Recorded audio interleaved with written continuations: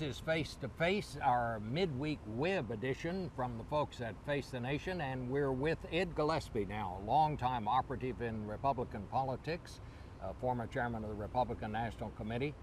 How's your sense of how things are going now? Oh, I think this is a very vigorous fight, obviously, for our party's nomination. I think that's a good thing for the Republican Party. I think, anyone who's been watching these debates knows that whomever emerges as the nominee will be a tested candidate. We saw that in 2008 on the Democratic side. Either now President Obama, now Secretary Clinton, when they went through that tough process, they came out stronger on the back end. That's going to be the case here, but it's pretty wide open, and that's exciting.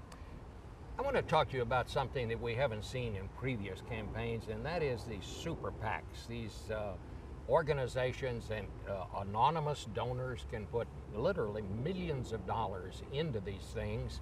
Nobody knows where the money came from. Are they having an impact?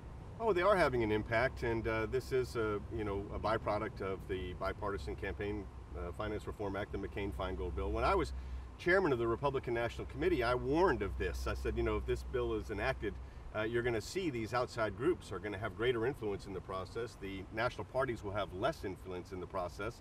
And that's what we're seeing now. This was predictable and indeed is a natural outgrowth of the bill. But the floodgates really open when the Supreme Court ruled that you could do this. Right, but the Supreme Court ruled on what was going on. They validated what was going on, which was, people interpreted the law to say that this allows for these outside groups, third parties, to engage in direct electioneering. That was challenged, and the court upheld it. And that has resulted in a proliferation of these third-party 527s or Super PACs. And look, I think the parties should be stronger. I actually think we benefit from a stronger national Republican Party, a stronger national Democratic Party than the outside groups. But that's the law of the land, and for too long, conservatives were out of that game, and the labor unions and the liberal groups, MoveOn.org and Moving America Forward, George Soros, were pretty influential in the process. And things have evened up a little bit more over the past cycle. So if you could do whatever you wanted to about these things, what would you do?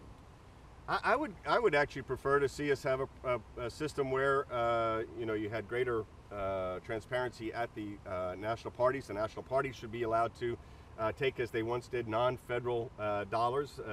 I was the first party chairman who wasn't allowed to take non-federal dollars, and it federalized the committees so that the RNC and the DNC can really only be involved in federal campaigns. We can't really get involved in governor's races or attorneys general or state house and senate candidates. I think that's bad for the party, and I think that if you had a system where the parties were able to take non-federal dollars, have transparency and disclosure, that would be a good thing. But the truth is, Bob, that's what we had, and that's what got changed, and now we have this. So it's hard to envision it getting changed back. Do you think there is a way to write a law to do what you would like to do?